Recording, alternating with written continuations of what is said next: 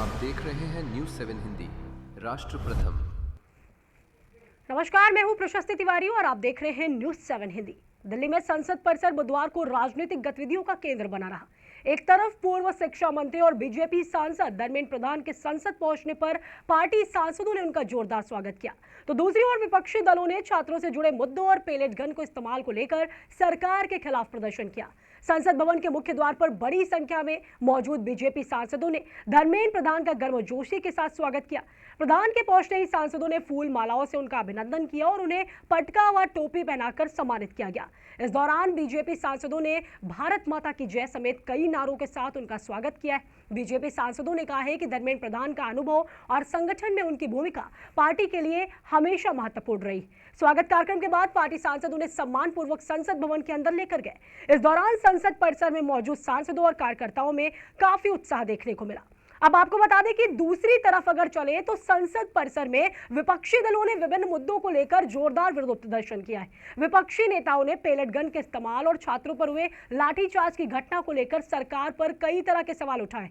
हम आपको स्क्रीन पर दिखाना चाहेंगे, वहां जो विपक्षी दल मौजूद था और वो प्रदर्शन कर रहा था, उसकी तस्वीरें हम आपको लगातार दिखा रहे हैं, जहां प्रदर्शन के दौरान विपक्षी सांसदों ने हाथों में तख्तियां लेकर सरकार के खिलाफ नारेबाजी की, छात्रों के साथ हुई कार्रवाई पर जवाब मांगा और विपक्ष का आरोप है कि छात्रों की आवाज को दबाने के लिए बल प्रयोग किया गया, जिसकी निष्पक्ष तरीके से जांच होनी चाहिए। प्रदर्शन में राहुल गांधी, अखिलेश यादव, प्रियंका गांधी वाड्रा और महुआ मोइत्रा समेत कई विपक्षी नेता और सांसद शामिल हुए। विपक्षी नेताओं ने कहा है कि लोकतंत्र में छात्रों और युवाओं की आवाज को दबाने की बजाय उनकी समस्याओं को सुना जाना चाहिए। नेताओं ने पेलेट गन के इस्तेमाल और छात्रों पर हुई कार्रवाई को लेकर सरकार से जवाबदेही की मांग की है। इसी मुद्दे पर समाजवादी पार्टी के अध्यक्ष अखिलेश यादव ने भी सरकार पर निशाना साधा है। उन्होंने कहा है कि देश में जगह जगह बच्चों पर मुकदमे दर्ज किए जा रहे हैं, जो काफी चिंता का विषय है। अखिलेश यादव ने आरोप लगाया है कि बीजेपी सरकार के कार्यकाल में शिक्षा व्यवस्था प्रभावित हुई है और युवाओं से जुड़े मुद्दों पर गंभीरता से ध्यान नहीं दिया जा रहा है। अखिलेश यादव ने टास्क फोर्स को लेकर सवाल उठाते हुए बोला है कि अगर इसकी जरूरत थी तो इसे साल 2014 में ही क्यों नहीं बनाया गया। उन्होंने सरकार को चेतावनी देते हुए कहा है कि युवाओं की चेतना को चुनौती नहीं दी जानी चाहिए। सपा अध्यक्ष ने बोला है, युवाओं की आवाज को दबाने की बजाय उनकी समस्याओं का समाधान किया जाना चाहिए। उन्होंने शिक्षा व्यवस्था, छात्रों की सुरक्षा और युवाओं के भविष्य से जुड़े मुद्दों पर सरकार से जवाब भी मांगा है। आइए आपको सुनाते हैं अखिलेश यादव का बयान कि उन्होंने क्या कुछ कहा है, सुनिए। क्योंकि जब से भारतीय जनता पार्टी सरकार में आई है, इसने शिक्षा को चौपट कर दिया है। एजुकेशन में कैसे अपने लोगों को बैठा दे, अंडरग्राउंड अनरजिस्टर्ड लोगों को।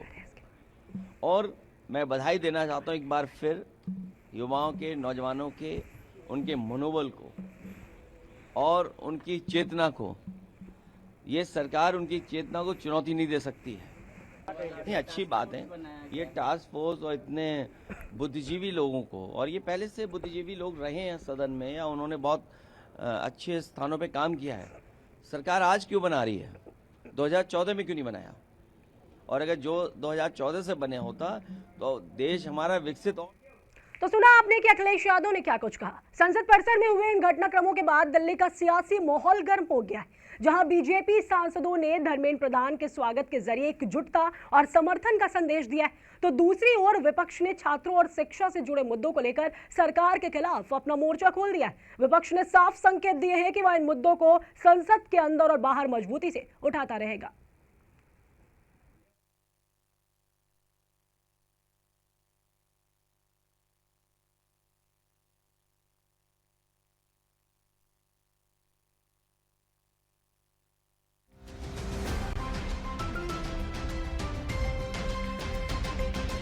आप देख रहे हैं न्यूज 7 हिंदी, राष्ट्र प्रथम।